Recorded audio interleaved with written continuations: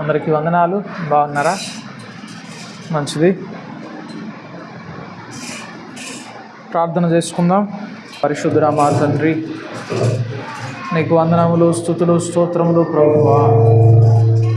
మీరు మాకు ఇచ్చినటువంటి సమయాన్ని బట్టి నేను స్తుతిస్తూ ఉన్నాం తండ్రి.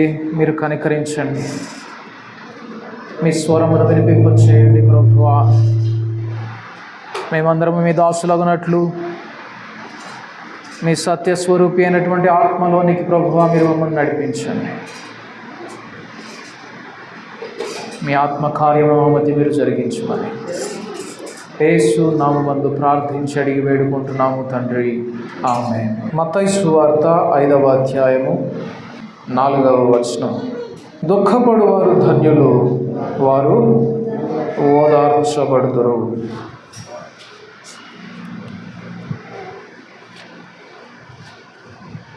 ఇంగ్లీష్ బైబిల్లో blessed are those who mourn for they shall be comforted అని ఉంటుంది. కంఫర్టెడ్ అంటే బలపరచబడుదురు, లేకపోతే ఆదరించబడుదురు అని అర్థం. దుఃఖపడువారు ధన్యులు, వారు ఓదార్చబడుదురు. ఆ కంఫర్టర్ అనే పదాన్ని పరిశుద్ధాత్మనికి సాదృశ్యంగా ఇచ్చారు. నేను వెళ్ళి మీ మధ్యకు ఆదరణకర్తను పంపిస్తాను అనే మాట దగ్గర ఆయన్ని కంఫర్టర్ అని వాడారు. అంటే ఆయన మనలను బలపరచువాడు, ఆదరించువాడు. ఆ కంఫర్ట్ అనే పదంలో FORT అని ఉంటుంది. FORT అంటే ఫోర్ట్, అంటే ఆశ్రయ దుర్గము అని అర్థం. దుఃఖపడువారు ధన్యులు, వారికి ఆశ్రయము దొరుకునేము అని అర్థం. వారికి ఓదార్పు, ఆదరణ, బలము, ఆశ్రయము దొరుకుతాయని అర్థం. అయితే ఎందు నిమిత్తం దుఃఖపడువారు? ఈ లోకంలో చాలామంది చాలా విషయాల్లో దుఃఖపడుతూ ఉంటారు. వ్యక్తిగతంగా నష్టపోయినటువంటి విషయమై కొంతమంది డబ్బు పోయినప్పుడు దుఃఖపడతారు. కొంతమంది తను ప్రేమించినటువంటి వారు పోగొట్టుకున్నప్పుడు దుఃఖపడతారు. కొంతమంది వాళ్ళ రెప్యుటేషన్, వాళ్ళ పరువు పోయినప్పుడు దుఃఖపడతారు. ఇంకా కొంతమంది అయితే ఈ భూ సంబంధమైనవి, డబ్బు పోగొట్టుకున్నప్పుడు, లేకపోతే వాళ్ళ యొక్క పొజిషన్, వాళ్ళ యొక్క స్థితి పోగొట్టుకున్నప్పుడు, వాళ్ళ జాబ్ పోగొట్టుకున్నప్పుడు, అట్లాంటి వారి యొక్క గౌరవం పోగొట్టుకున్నప్పుడు ఏడుస్తూ ఉంటారు. అయితే బైబిల్ గ్రంథం అలాంటి దుఃఖం గురించి చెప్పడం లేదు. యేసు ప్రభు వారు మనం కనుక బైబిల్లో చూస్తే ఆయన 2 సందర్భాల్లో ఏడ్చినట్లుగా చూస్తాం. యేసు ప్రభు వారు లూకా సువార్త 19వ అధ్యాయము 41వ వచనంలో లాజరు విషయంలో ఏడ్చినట్లుగా చూస్తాం. ఆయన పట్టణమునకు సమీపించినప్పుడు దానిని చూసి దాని విషయమై ఏడ్చి, నీవును ఈ నీ దినమందైనను సమాధాన సంబంధమైన సంగతులను తెలుసుకొనిన ఎడల నీకెంతో మేలు.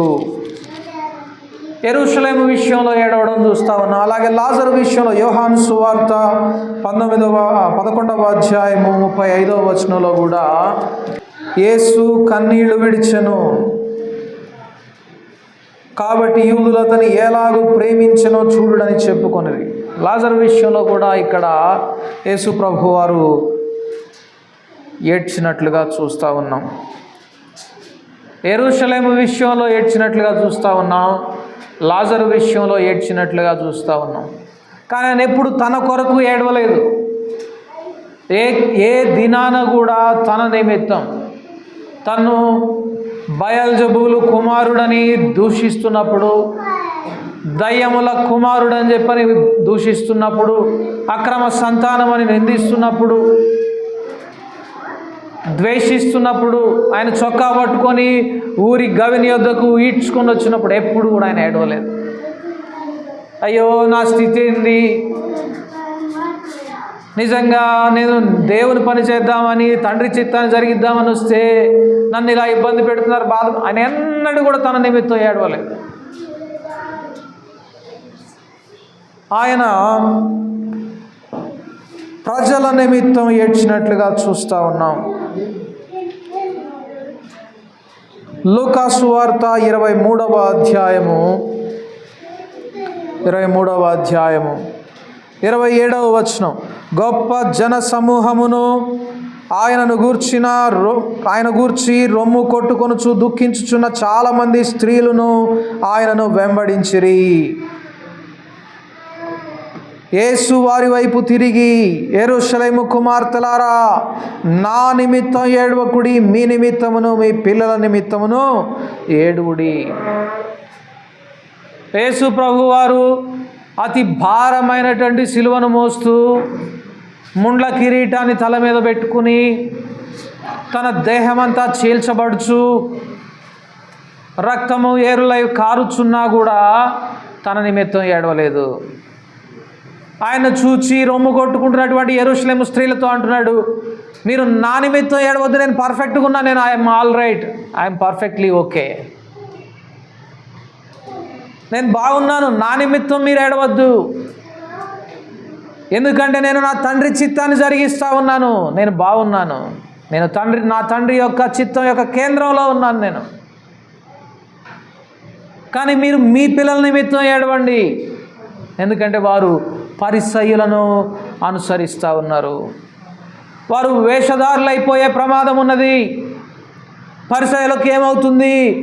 క్రీస్తునాథుడు తన సర్వాధికారముతోటి సర్వోన్నతుని యొద్ద నుండి రెండవ మారు వచ్చినప్పుడు ఏం జరుగుతుంది చూడండి. వారట సిగ్గుతో తల వంచుకుంటారట. 30వ వచనం. అప్పుడు మా మీద పడుడని పర్వతములతోనూ మమ్ము కప్పుడని కొండలతోనూ జనులు చెప్పసాగుదురు. మా మీద పడండి కొండలతోనూ, మమ్మల్ని కప్పండి పర్వతాలతో జనులు చెప్పే పరిస్థితులు వస్తాయి. ఎందుకంటే వారు వేషధారణతో నిండిపోతూ ఉన్నారు. వారి నిమిత్తం ఏడవండి అన్నాడు యేసయ్య. ఆయన ఎన్నడూ తన నిమిత్తం ఆయన ఎన్నడూ ఏడవలేదు. దుఃఖపడు వారు ధన్యులు, వారికి దేవుడు ఆశ్రయదుర్గముగా ఉంటాడు, వారిని బలపరిచేవారిగా ఉంటాడు ఎప్పుడు. When they weep for others sins, వారు ఇతరుల పాపముల నిమిత్తం ఏడ్చేవారిగా ఉండినప్పుడు, తమ ఆత్మ విషయమై దుఃఖించేవారుగా ఉండినప్పుడు, స్వీయము విషయమై, శరీర సంబంధమైన విషయమై, భూ సంబంధమైన వాటి నిమిత్తమై ఏడ్చేవారుగా కాక, తమ ఆత్మ నష్టపోయే విషయంలో వారు ఏడ్చేవారై ఉంటే,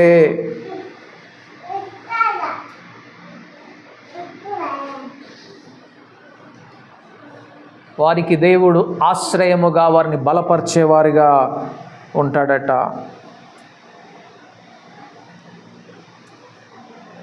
పరిసయ్యుల వలె, వేషధారుల వలె మీ పిల్లలు మారిపోతూ ఉన్నారు, మీ పిల్లల నిమిత్తం ఏడవండి, నేను బాగున్నాను. వాస్తవానికి యేసయ్య ఆ పరిస్థితి ఎలాగున్నదప్పుడు? ముండ్ల కిరీటము తల మీద, భారమైనటువంటి సిలువ, వీపు మీద కొరడా దెబ్బలు, దేహమంతా చీల్చబడినటువంటి స్థితి. నా నిమిత్తం ఎందుకు ఏడుస్తున్నారు? నేను బాగున్నాను, నా తండ్రి చిత్తంలో ఉన్నాను. నేను తండ్రి చిత్తంలో లేని వారెవరు? మీరు, మీ పిల్లలు. ఒక దినాన వీరందరూ సిగ్గుపడవలసి వస్తుంది. మమ్మను కప్పండి అని పర్వతములతో వీరు చెప్పే పరిస్థితి వస్తుంది. ప్రకటన గ్రంథం 9వ అధ్యాయం. ఆ దినములలో మనుష్యులు మరణమును వెదకుదురు కానీ అది వారికి దొరకనే దొరకదు, చావవలెనని ఆశపడుదురు కానీ మరణం వారి యొద్ద నుండి పారిపోవును. చూడండి, ఎందుకంటే చూడండి ప్రకటన గ్రంథం 9వ అధ్యాయం 21వ వచనం. మరియు తాము చేయుచున్న నరహత్యలను, మాయ మంత్రములను, జార చోరత్వములను చేయకుండానట్లు వారు మారు మనస్సు పొందిన వారు కారు. వాళ్ళు మారు మనస్సు పొందలేదు. అందువల్ల ఏమవుతుంది? ఆయన రాకడ దినాన పర్వతాలు వచ్చి మమ్మల్ని కప్పండి, కొండలారా వచ్చి మమ్మల్ని కప్పండి అని వేడుకుంటారట. ఎందుకంటే తెలుసా, ఒక్కొక్కటి 5 మణుగుల వడగండ్లు పడతాయట అది నాన్న. ఎవరి మీద చెప్తా ఉన్నాడు అక్కడ? నరహత్యలు, మాయమంత్రములు, జార కార్యములు, చోర కార్యములు చేస్తూ మారు మనసు పొందినటువంటి వారట. 5 మణుగుల భారం కలిగినటువంటి వడగండ్లు అంటే ఎంతో తెలుసా? 30 కేజీలు, ఇంచుమించు 30 కేజీల బరువు ఉండే వడగండ్లు అంట. అంత ఎత్తు నుంచి పడితే ఎట్లుంటుంది పరిస్థితి చూడండి. ఇంకా అంత పడుతున్నా కూడా జనులు మారు మనసు పొందరంట. దానికి ప్రతిగా దేవుని దూషిస్తారట. ఎంత కఠినమైన స్థితి! ఆ స్థితిలోకి మీరు మీ పిల్లలు పోకుండా ఉండాలంటే మీరు ఏడవండి అన్నాడు యేసయ్య. అంతేగాని నా నిమిత్తం ఏడవద్దు. ఇది నాన్న నీలో అటువంటి స్వభావం ఉన్నదా? నీ నిమిత్తం, నీ స్వీయం నిమిత్తం ఏడవకుండా ఆత్మ నశించిపోతున్న ఆత్మల నిమిత్తమై ఏడవడం, కుటుంబ రక్షణ కొరకై ఏడవడం, నీ ఆత్మ నశించిపోకుండా మారు మనస్సు నీలో నుంచి లాగివేసేటటువంటి సాతాను క్రియలు ఉంటే వాటి నిమిత్తమై ఏడవడం ఉన్నదా? దుఃఖపడు వారు ధన్యులు, వారు బలము పొందుతారు. ఎప్పుడు? సహోదరుల నిమిత్తం దుఃఖించువారు, సహోదరుల యొక్క రక్షణ నిమిత్తం దుఃఖించువారు, ఆత్మ విషయమై దుఃఖించువారు. పౌలు భక్తుడు ఈ అనుభవంలో ఉన్నాడు.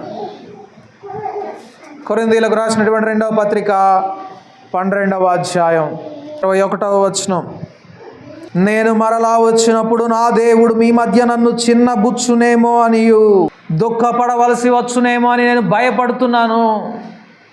ఎందుకు భయపడుతున్నాడు? ఎందుకు పడాల్సి వస్తుందని భయపడుతున్నాడు పౌలు భక్తుడు?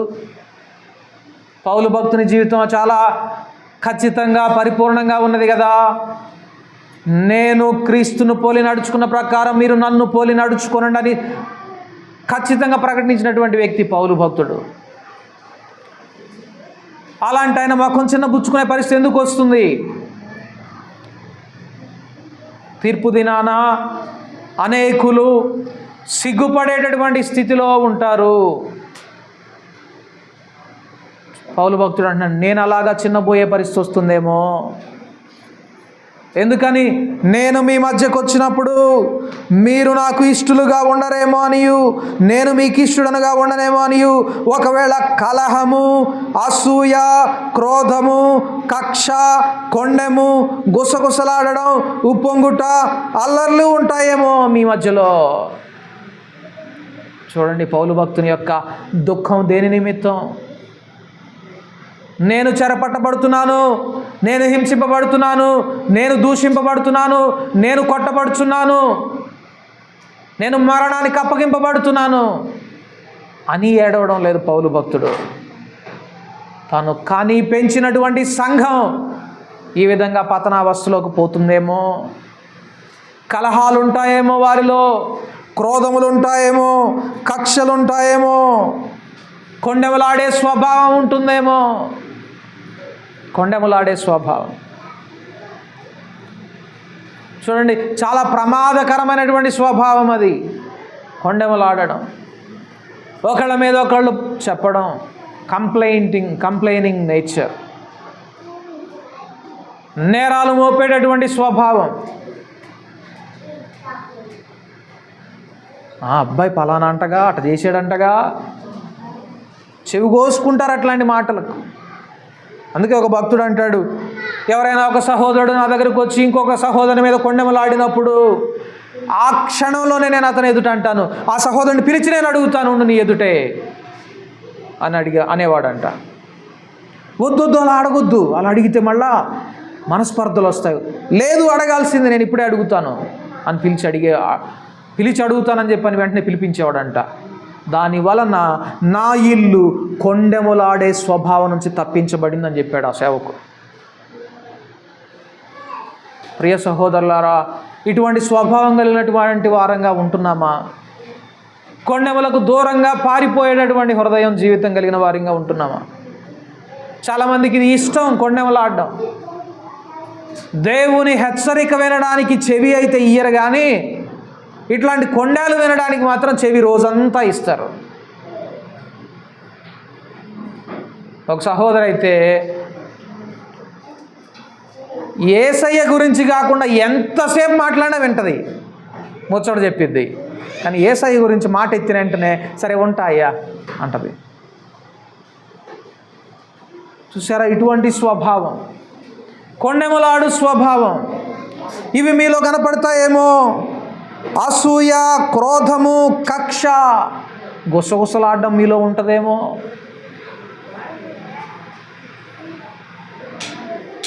మీ కంఠములెత్తి ఆయనను స్తుతించండి, మీ స్వరములెత్తి ఆయనను స్తుతించండి అని దేవుడు చెప్తా ఉండినప్పుడు, స్తుతించవలసినటువంటి గొంతు గుండా బిగ్గరగా ఆయన యొక్క నామాన్ని ప్రకటించవలసినటువంటి నోటి గుండా గుసగుసలు ఎందుకు వస్తాయండి? ఎప్పుడైతే ఆయన నామము మనలో ఉండదో, ఆయన స్వభావం మనలో ఉండదో, ఆటోమేటిక్గా ఆయన విరోధి అయినటువంటి అపవాది స్వభావం మనలోకి వస్తుంది.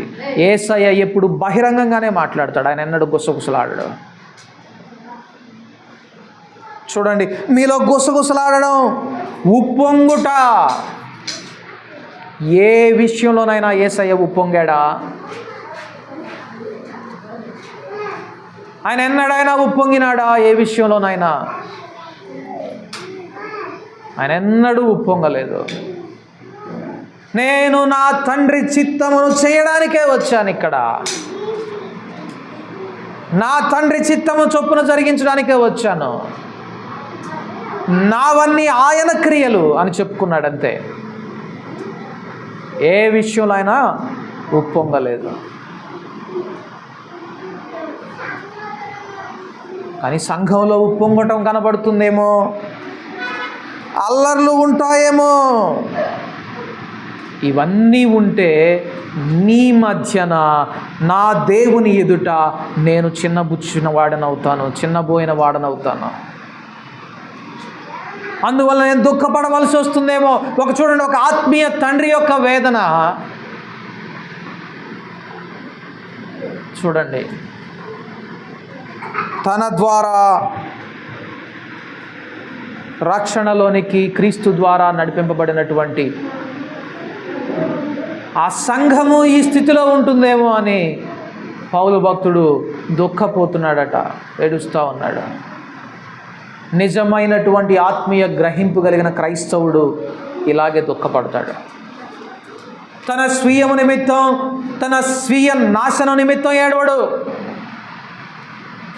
అయ్యో నేను నష్టపోతున్నాను, ఆ విషయంలో నా పరపతి దెబ్బతిన్నది, నా పరువు పోయినది, నా ధనం పోయింది, నాకుండేటటువంటి ఆ జాబ్ పోయింది, నాకుండిన స్థితి దెబ్బతిన్నది అని ఏడవడు.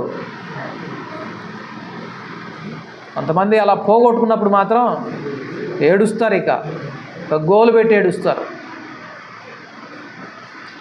ఎందుకంటే వారు నిజమైనటువంటి నష్టాన్ని చూడలేనటువంటి వారుగా ఉన్నారు.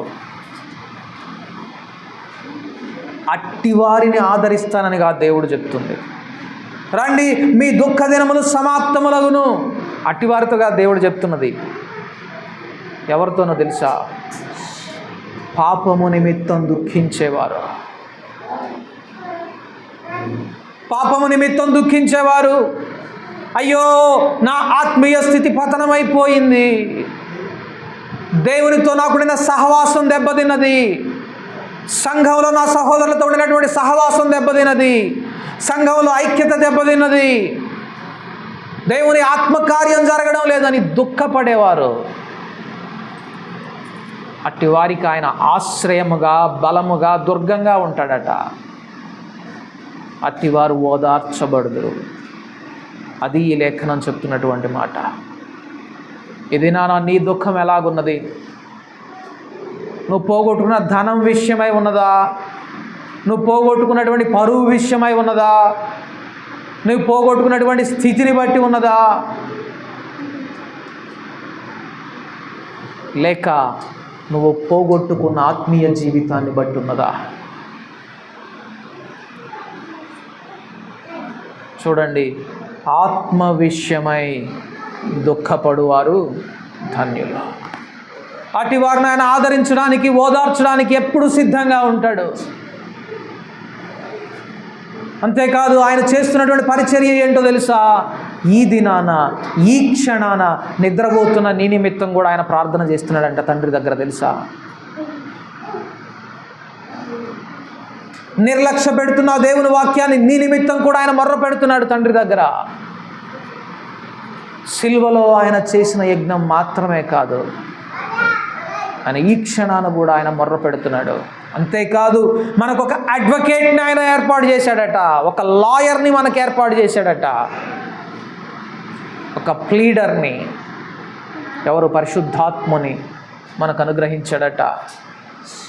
ఆయన న్యాయము నిమిత్తం, మనలో ఆ దేవుని నీతి జరిగించడం నిమిత్తం ఆయన తండ్రి దగ్గర అంట ప్లీడ్ చేస్తాడంట, పోరాడతాడంట, వాదన చేస్తాడట.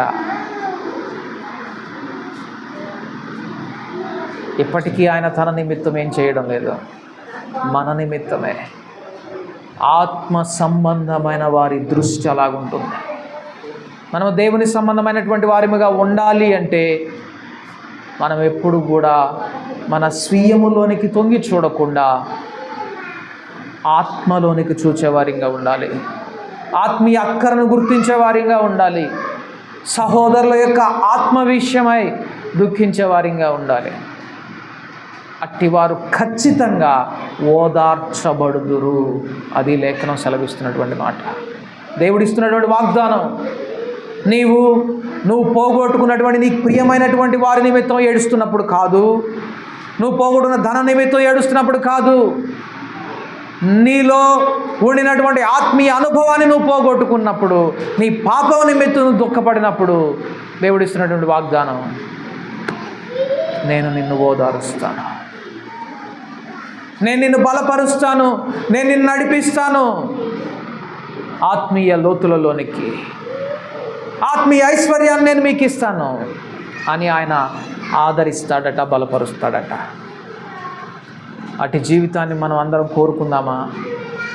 అటు జీవితం నీకు కావాలి అంటే ప్రియ సహోదరులారా, ఈ దినాన్నే నీ ప్రార్థన యాటిట్యూడ్ మార్చుకో. నీ ప్రార్థన పోకడను మార్చుకోవాలి. దేని విషయమై దుఃఖపడాలో నేర్చుకో. ఆత్మ విషయమై, పాపము విషయమై దుఃఖపోయేటటువంటి వారముగా. చూడండి, పేతురు ఏడ్చాడు, ఇస్కరియోతు యోధా ఏడ్చాడు. ఇస్కరియోతు యోధా ఏమో తనకు ఉండినటువంటి ఆ స్థితిని పోగొట్టుకున్నందుకు ఏడ్చాడు. పేతురు ఏమో తనలో ఉండిన పాపాన్ని బట్టి ఏడ్చాడు. ఎవరు కంఫర్ట్ చేయబడ్డారు? ఎవరు ఓదార్చబడ్డారు? ఎవరికి ఆయన ఆశ్రయంగా మార్చబడ్డాడు? పేతురు భక్తునికి.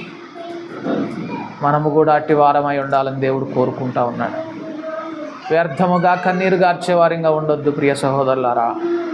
ఆత్మ విషయమై దుఃఖపడేవారిగా, మనలో ఇంకా పాపం ఉన్నదా, నాలో పరిసయ తత్వం ఉన్నదా, వేషధారణ ఉన్నదా, ఆ పరిసయుల యొక్క వేషధారణలో కనబడుతున్నదా? అయ్యో, నా పిల్లలు పరిసయులను వెంబడిస్తూ ఉన్నారు, వేషధారులు అయిపోతూ ఉన్నారు, ఇటు వారు ఒక దినాన దేవునికి లెక్క అప్పచెప్పుకోవాలి కదా. ఆయన రెండవ రాకడలో వచ్చేటప్పుడు ఇటు వారందరూ సిగ్గునొందుతారు కదా. అయ్యో, కొండలారా మమ్మల్ని మీరు కప్పండి, పర్వతంలారా మమ్మల్ని మీరు కప్పండి అని వీరు ఆ రోజు దుఃఖపోతారు. ఆ స్థితి రాకూడదు అంటే ఈ దినాన్ని నేను దుఃఖపడాలి దేవుని ఎదుట, ఈ దినాన్ని నేను మొర్ర పెట్టాలి అని గ్రహించి నిజమైనటువంటి ఆత్మ సంబంధమైన దుఃఖం కలిగిన వారిగా మనం అందరం ఉంటే ఆయన ఆదరణకర్త, బలపరిచే దేవుడు, సమాధానాన్ని అనుగ్రహించే దేవుడు ఎల్లప్పుడూ సిద్ధంగా ఉంటాడు మీ దుఃఖ దినములు సమాప్తి చేయడానికి. ప్రార్థన చేసుకుందాం. పరిశుద్ధుడా మా తండ్రి, నీకు వందనాలు, స్తుతులు, స్తోత్రములు ప్రభువా. నిజమే, మా స్వీయం విషయమై మేము దుఃఖపోతే, మా స్వీయం విషయంలో మేము నష్టపోయినామని మేము దుఃఖపోతే అది మాకు ఎట్టి ప్రయోజనాన్ని అనుగ్రహించదు. ప్రభువా, మాలో పాపం ఉన్నదని దుఃఖపోయిన ఎడల, మా ఆత్మీయ స్థితి దిగజారినదని మేము దుఃఖపోయిన ఎడల, దుఃఖపడిన ఎడల, తండ్రి ఇదిగో నువ్వు ఓదార్చడానికి సిద్ధంగా ఉన్నావన్న వాగ్దానాన్ని స్వతంత్రించుకునే వారం అవుతాం. అంతేకాదు, నువ్వు మమ్మల్ని బలపరిచేవాడవవుతావు. ఇక మీదట ఎన్నడూ మేము పడకుండా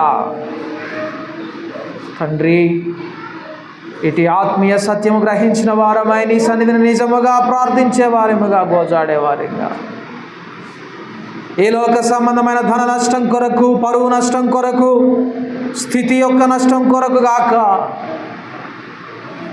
ఆత్మీయ నష్టం కొరకు మేము ప్రార్థించి ఏడ్చేవారంగా మమ్మల్ని సిద్ధపరచండి ప్రభువా. క్రీస్తుతో మా సహవాసం దెబ్బతిన్నదని గ్రహించి ఆత్మ సంబంధమైన మెళకువగలిగిన వారమై ప్రభువా నిన్ను మహిమపరచునట్లు, నిన్ను ఘనపరచునట్లు, దుఃఖపడి నీ సన్నిధిని ప్రభువా పొందుకొనున్నట్లు మమ్మల్ని అందరినీ మీరు సిద్ధపరచమని యేసు నామమందు ప్రార్థించి అడిగి వేడుకుంటున్నాము తండ్రి, ఆమేన్. నీ చేతితో నన్ను పట్టుకో, నీ ఆత్మతో నన్ను నడుపు, శిల్పి చేతిలో శిలను నేను అనుక్షణము నన్ను చెక్కుము, శిల్పి చేతిలో శిలను నేను అనుక్షణము నన్ను చెక్కుము, అంధకార లోయలోన సంచరించిన భయము లేదు, నీ వాక్యం శక్తి గలది, నా త్రోవకు నిత్య వెలుగు, నీ వాక్యం శక్తి గలది, నా త్రోవకు నిత్య వెలుగు, ఘోర పాపిని నేను తండ్రి, పాపయుగిలో పడి ఉంటిని, లేవనెత్తుము పొందనిమ్ము నీదు ప్రేమను, లేవనెత్తుము శుద్ధి చేయుము పొందనిమ్ము నీదు ప్రేమను. ప్రార్థన చేసుకుందాం. పరిశుద్ధుడా మా తండ్రి, అవును ప్రభువా, శక్తి కలిగినటువంటి నీ వాక్యము ప్రతి పరిస్థితిలో మమ్మల్ని నడిపేటటువంటి వాక్యము ప్రభువా. అట్టి వారమై మేము పొందుకున్నటువంటి భౌతిక నష్టాలను బట్టి మేము దుఃఖించేవారము కాక, ఆత్మ విషయమై పోగొట్టుకున్నటువంటి నష్టాన్ని గురించి దుఃఖపడేవారిగా ప్రభువా నీ సన్నిధిలో మమ్మల్ని మీరు సిద్ధపరచండి. మమ్మల్ని లేవనెత్తండి ప్రభువా, ఆత్మీయ ఉన్నత స్థితిలోనికి మీ ఆత్మను కృమ్మరించి నడిపించండి. నిజమైన గ్రహింపు కలిగిన వారమై నిన్ను సేవించినట్లు మా కన్నులు మీరు తెరవమని యేసు నామమందు ప్రార్థించి అడిగి వేడుకుంటున్నాము తండ్రి, ఆమేన్. మన తండ్రి అయిన దేవుని యొక్క ప్రేమయు, మన ప్రభువైన యేసుక్రీస్తు యొక్క కృపయు, పరిశుద్ధాత్మ యొక్క సన్నిధి సహవాసము మనకందరికీ దొరికి ఆత్మవిషయమైన దుఃఖము కలిగినటువంటి జీవితాన్ని, పాపము విషయమై దేవుని ఎదుట మొర్ర పెట్టేటటువంటి జీవితాన్ని మనకందరికీ అనుగ్రహించును గాక. ఆమేన్. ఆమేన్. అందరికీ వందనాలు.